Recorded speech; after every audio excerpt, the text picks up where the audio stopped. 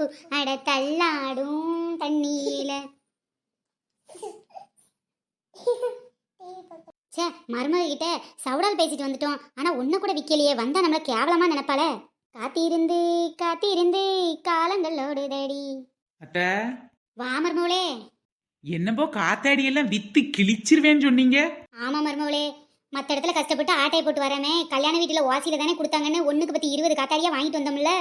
நானும் சேர்ந்து தானத்தே வாங்கினேன். இப்ப வித்தீங்களா இல்லையா அதை சொல்லுங்க. எங்க மருமவளே, ஒரு காத்தாடி 50 ரூபான்னு சொன்னா யாராச்சும் வாங்கினா நல்லா இருக்கும். ஒருத்தியாவது வாங்க மாட்டேக்கா. என்னது, ஒரு காத்தாடி 50 ரூபாயா? ஏத்தே, கடையிலே இந்த காத்தாடி 10 ரூபா தான். நாம வாசியில வாங்கிட்டு வந்தது 50 ரூபான்னு வித்தீங்கன்னா எப்படி தவிக்கும்? அது வேற ஒண்ணும் இல்ல மருமவளே, உன்னை விட அதிகம் காசு சம்பாதிச்சிடலாம் நினைச்சேன். ஐயோ ஐயோ, தொழிலே கெடுத்துறாதியத்தே. போங்கத்தே, போய் வீட்டுல ஏதாவது வேலை இருந்தா பாருங்க. சரி மருமவளே, எனக்கு கொஞ்சம் கொஞ்சம் திருட வருமே தவிர கொஞ்சம் கூட வியாபாரம் பார்க்க வராது மருமவளே. சரி பேசாம வீட்டுல நம்ம கல்யாண வீட்டுல இருந்து வாங்கிட்டு வந்த சாம்பார் கூட்டு சோறெல்லாம் இருக்குல்ல, அதை நான் சூடு பண்ணி வைக்கிறேன். நீ வந்து சீக்கிரம் சாப்பிடவான்னு. சரித்தே போங்க. சீக்கிரம் சாப்பிட வந்துருவல மருமவளே. நான் சீக்கிரம் வாரத்தே, நீங்க வெயில நிக்காதீங்க போங்கத்தே. இப்படியே வெயில நின்னீங்கன்னா கருத்து பேர போறீங்க தே. போங்கத்தே. என்ன என் மருமக இவ்வளவு அன்பா பேசுறா? வாய்ப்பில்லையே. எப்பவும் வாயாடி மாதிரி வளவளவெல்லாம் பேசுவா. இன்னைக்கு திட்டிக்கிட்டே இருப்பா, இன்னைக்கு அன்பா பேசுறா. என்னவா இருக்கும்? சோ அப்பா, ஒரு வழியா இடத்த காலி பண்ணிடுது என் மாமியாரு. வாங்க ராணியக்கா வாங்க. என்னடி சின்ன பொண்ணு, மாமியார் மருமகளும் முடிய பிடிச்சு உருண்டுட்டு கிடப்பீங்க. இன்னைக்கு மாத்தி மாத்தி கொஞ்சிக்கிட்டு கிடக்கீங்க. அதை ஏன் கேக்குறீங்க ராணியக்கா? ஒழுங்க நான் வியாபாரத்துக்கு போவோம்ல, வீட்டுல உட்காந்து சோத்த பொங்குத வேலையை விட்டுட்டு உன்னோட நான் வியாபாரம் பார்த்து அணிய காசை கொண்டு வரேன்ட்டு வந்து காலையில உட்காந்தாச்சு பாத்துக்கங்க. ஒத்த காத்தாடி விக்கலக்கா, ஒத்த காத்தாடி விக்கல. சரி, இப்ப என்னதான் ஆச்சு? என்னத்த சொல்ல லட்சுமி அக்கா? சரி, இப்போ உன் மாமியார் கிட்ட அன்பா பேசி அனுப்பிச்சியே எப்படிடி? அதுவாக்கா, சண்டை போட்டே நினைச்சுக்கோங்களேன். உனக்கு போட்டியா நானும் விக்கிறேன்னு சொல்லிட்டு என் பக்கத்திலே உட்காந்து உசுர் எடுக்கும் பாத்துக்கங்க. அதான்க்கா சாமர்த்தியமா பேசி வீட்டுக்கு அனுப்பிச்சு விட்டுட்டேன். அதுவும் சரிதாண்டி. உன் மாமியார் மேல என்ன தப்பு இருக்கு? காத்தாடி விக்கேச்சுன்னா வித்தாத்தானே ஆச்சு. அதெல்லாம் காத்தாடி விக்கிறது ஒண்ணும் கஷ்டம் இல்லக்கா. அடியே, காத்து பாலுன்னு அடிச்சுக்கிட்டு இருக்கு. இப்ப எப்படி காத்தாடி வாங்குவா? என்னதான் காத்து பாலுன்னு அடிச்சாலும் அடிக்கிற வெயிலுக்கு வீட்டுக்குள்ள போனேன்னு வெக்க கத கத கத கத கதன்னு இருக்குதாக்கா? ஆமாடி, கதகதண்டா இருக்கு. அதாண்டி 4 முடி இந்த காத்தாடியே விக்கிறதுக்காக வந்திருக்கேன். பாத்தியாடி, அடிக்கிற காத்துல எவடி காத்தாடி வாங்குவா? சரிடி சின்ன பொண்ணு, நீ சொல்றபடியே பார்த்தாலும் வெளியில தான் காத்து கலகலன்னு அடிக்கிற. வீட்டுக்குள்ள போனே வெக்கையாத்தான் இருக்கு. அதுக்கு தான் ஃபேனை போட்டுக்கலாமே. என்னக்கா நீங்க பேசுறது சுத்த கூறுகட்டத்தனமால இருக்கு. என்னடி ராணியக்கா பார்த்தே கூறுகட்ட ராணியக்கான்ட்ட?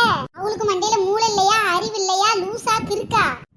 அடியே லட்சுமி, நானாவது ஒரு வாய்த்தி தாண்டி சொன்னேன், நீ 100 ஆட்ட சொல்லிட்டடி. ஆமா, உனக்கு அவளே தேவலடி. எனக்கு நல்ல பேர் வாங்கி கொடுக்குறீங்க பேர்ல நீயே என் காலை வாரி விட்டுறாதடி. ஆமா ராணியக்கா, லட்சுமி கிட்ட மட்டும் வச்சுக்காதீங்க. அவ வாடுற மாதிரி இருக்கும், உயர்த்துற மாதிரி இருக்கும். எப்ப காலை வருவான்னு கண்டே பிடிக்க முடியாதுக்கா.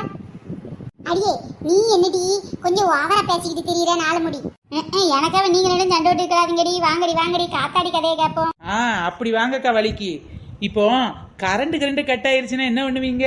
வீட்டுக்கு வெளியில வந்து உட்காந்துக்கலாம்லக்கா, காத்துதான் சிலு சிலுன்னு அடிக்குமே. நம்ம லட்சுமி சொல்றதும் சரிதானே, வெளியில வந்து உட்கார்ந்தாதான் காத்து அடிக்குமே. எக்கா நீங்க சொல்றபடியே வச்சுக்கிட்டாலும் செத்த டிவி பார்த்துட்டு உட்காந்துட்டீங்க, கரண்ட் போயிடுச்சுன்னு வச்சுக்கோங்க, அந்த ஆள வீட்டை விட்டு வெளியில வர முடியுமா? ஏன், அதை விட என்ன வேலை? சரி, நீங்க வெளியில வந்துருவீங்க. படிக்கிற பிள்ளைங்க நோட்டு புக்கு தூக்கி மரத்தடியில உட்காந்தா காத்து பிச்சுக்கிட்டு போயிரும். அப்புறம் இதே இது நைட்டு நேரமா நீங்க கட்டில படுத்து கிடக்கீங்க, அந்நேரம் பார்த்து கரண்ட் போயிருச்சு, அந்நேரம் என்ன பண்ணுவீங்க? கைக்கு ஒரு விசிறி இருந்தா ஒரு 5 நிமிஷம் வீசிக்கலாம்னு தோணுமா தோணாதாக்கா? நீ சொல்றதும் சரிதான் சின்ன பொண்ணு. நேத்து கூட படுத்திருக்கும் போது கரண்ட் போயிடுச்சு விழுக்க. அந்தால வெளியில எஞ்சி வரலான்னு பார்த்தா ஒரே கம்முருட்டு, பயமா இருந்துச்சுடி. விசிறி இருந்தா நல்லா இருக்குமேன்னு பார்த்தேன், கையில எந்த விசிறியுமே இல்லட்டி. சரி வீசுவோமேன்னு சொல்லிட்டு ஏதோ கிடைச்சதுன்னு எடுத்து வீசிக்கிட்டு இருக்கேன். பார்த்தா நாத்தம் தாங்க முடியல. என்னன்னு பார்த்தேன், கக்கூசு கழுவுதான் விளக்கமாறு. என்னடி 4 முடி போயும் கக்கூஸ் கழுத விளக்கமாத்த வச்ச காத்து வீசிக்கிட்டு இருந்த? அதை ஏண்டி கேக்குற?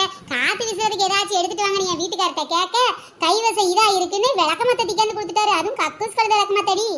அட கருமம் பிடிச்சவளே, அதான் உன்கிட்ட வரையும் கக்கூஸ் நாத்த அடிக்குதா?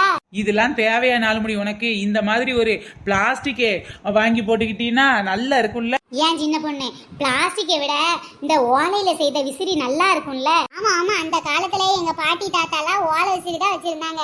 ஐயோ போன மாசம் கூட இந்த ஓலை விசிறி வித்தேங்க்கா. வாங்கினவங்க நிறைய பேர் ஒழுங்கா யூஸ் பண்ண தெரியாம பிஞ்சு போச்சுன்னே சொன்னாங்கக்கா. அந்த காலத்துல நம்ம கையை நீட்டி காத்த தொட்டு 6 வயசுல 1ஆம் கிளாஸ் சேர்ந்த மாதிரியாக்கா இந்த காலம். இப்பெல்லாம் பாத்தீங்கன்னா அம்மானு வாயை திறந்தா போதும் உடனே ப்ரீகேஜில் கொண்டு தூக்கி போட்டுறாங்க 2 வயசுல. காலத்து தகுந்த மாதிரி பச்சை பிள்ளைங்களே மாறும்போது நாம மாறக்கூடாதாக்கா? பிளாஸ்டிக் காத்தாடியில இருந்து இந்த மாதிரி. ஆமா ஆமா, நம்ம மாற்றத்தை இந்த பிளாஸ்டிக் காத்தாடியிலே தொடங்கலாம் டி. ரொம்ப நாள் இதை வச்சு யூஸ் பண்ணலாம். சின்ன பொண்ணு, நீ பண்றது இயற்கைக்கு எதிரா இல்லையா டி? அடியே நாலு முடி, நான் என்னடி இயற்கைக்கு எதிராக பண்ணேன்? ஒன்றும் இல்லடி. போன மாசம் அந்த காத்தாடி வித்தேன், இந்த மாசம் இந்த காத்தாடி விற்கே, அடுத்த மாசம் எந்த காத்தாடி விற்பேன்னு எனக்கே தெரியாது டி. அப்போ கையில கிடைக்கலாம் இஷ்டத்துக்கு விற்பேன்னு சொல்லு. ஐயா, இவளுக்கு தொல்லை தாங்க முடியாது டி. ஆமா, காத்தாடி என்ன ரேட்டு? இப்படி டக்குன்னு காரியத்துக்கு வந்தா நல்லா இருக்கும். இதோ இந்த காத்தாடி எல்லாம் பாக்குறதுக்கு அழகா இருக்கு பாத்தீங்களா? உங்களுக்கு எந்த காத்தாடி வேணாலும் எடுத்துக்கங்கக்கா. ஒண்ணு 10 ரூபாதான்க்கா. என்னதுடி 10 ரூபாயா? அச்சச்சோ, இம்புட்டு ரேட்டாடி. அநியாய ரேட்டால விக்கிற. ஓலை காத்தாடி கூட 20 ரூபா தான் சொன்னேன். இந்த பிஞ்சு போற பிளாஸ்டிக் காத்தாடிக்கு 10 ரூபாயாட்டி? ஏண்டி நாலு முடி, இது உனக்கே கொஞ்சம் ஓவரா இல்லையாட்டி? பிளாஸ்டிக் காத்தாடி வாங்கி போட்டேன்னா பல வருஷத்துக்கு பக்குவமா கிடக்கும். நீ பிச்சு பார்த்தாலும் உடனே பிய்யாது, உடச்சு பார்த்தாலும் உடனே உடையாது, மேல இருந்து கீழே போட்டாலும் நொறுங்காது. இந்த மாதிரி பல அட்வான்டேஜ் இருக்கிறதுக்கு 50 ரூபாய்க்கு விற்கலாண்டி. என் மாமியார் 50 ரூபான்னு விற்றதுனால எவ்வளவு வாங்கலையேன்ட்டு தான் நான் ரேட்டை குறைச்சி 10 ரூபான்னு விற்கிறேன். இது எங்களுக்கே 9 ரூபாய்க்கு வருதுடி. என்னடி இவ 9 ரூபாய்க்கு வர பொருளை வெறும் ஒரே 1 ரூபாய் லாபம் வச்சு நமக்காக வியாபாரம் பார்த்துக்கிட்டு இருக்காடி. இவகிட்டலாம் காசட வேணாண்டி. எக்கா, இவளெல்லாம் நம்பாதியக்கா. இவெல்லாம் ஃப்ராடு பிக்காளி. இதை 9 ரூபா கொடுத்து வாங்கியிருப்பான்னு நினைக்கிங்களாக்கும். யாருக்கிட்டயா இருந்து ஓசியில ஆட்டையை போட்டு வந்திருப்பாக்கா, ஆட்டையை போட்டு வந்திருப்பா. ஆமா ராணியக்கா, இந்த லட்சுமி அக்கா சொல்றதுல உண்மை இருக்கு. சின்ன பொண்ணாவது காசு கொடுத்து ஒரு பொருளை வாங்குறதாவது. 9 ரூபால இவ போய் சொல்றத நம்பாதியக்கா. 10 ரூபான்னு இவ விற்கிறதே அநியாய ரேட்டா தான் இருக்கும். இவ மாமியா கொள்ளை அடிக்கிறதுக்காக 50 ரூபான்னு சொல்லியிருக்காக்கா. அதான் மாமியா வீட்டுக்கு பத்துட்டு இவ லாபம் மட்டும் பார்த்தா போதுன்னு 10 ரூபாய்க்கு விற்கிறாக்கா. உண்மையிலே யார் வீட்டுல களவாண்டாலோ எங்க ஆட்டையை போட்டாலோக்கா. என்ன இவளுக ரொம்ப நேரமா குசு குசுன்னு கொசர் பேசிக்கிட்டு இருக்காளுக? காத்தாடியே வாங்குவாளுகளா மாட்டாளுகளான்னு தெரியலையே. சரிடி, நீ சொல்றபடி நாங்க 10 ரூபாய்க்கே வாங்குறோம்னு வச்சுக்கோயேன். இதுல ஏதோ ஆஃபர் இருக்கா? அட பிக்காளி மண்டைகளா, 10 ரூபா காத்தாடியில ஆஃபர் கேட்பீங்க? சரிக்கா, அதுல உங்களுக்காக ஒரு ஆஃபர் கொடுக்குறேன்க்கா. ஒரு காத்தாடி வாங்கினீங்கன்னா 10 ரூபா, அதே இது 5 காத்தாடி வாங்கினீங்கன்னா வெறும் 50 ரூபா தான்க்கா. 50 ரூபா தான். சே பரவாயில்லையே, நல்ல ஆஃபரால இருக்கே. அப்ப சின்ன பொண்ணு எனக்கு ஒரு மொத்தமா 5 காத்தாடியா குடுறீ. என்ன இவளுக 50 ரூபா 5 காத்தாடின்னு சொன்னோடனே பொசுக்குன்னு ஆஃபர்ல அசந்து போயிட்டாளுக. ஆஹா, எவ்வளவு கணக்கு பார்க்க முன்னாடி கடகடன்னு வித்துட்டு ஓடிடுண்டா சாமி. ஆஃபர் ஆஃபர் ஆஃபர், ஆடி மாசம் ஆஃபர்.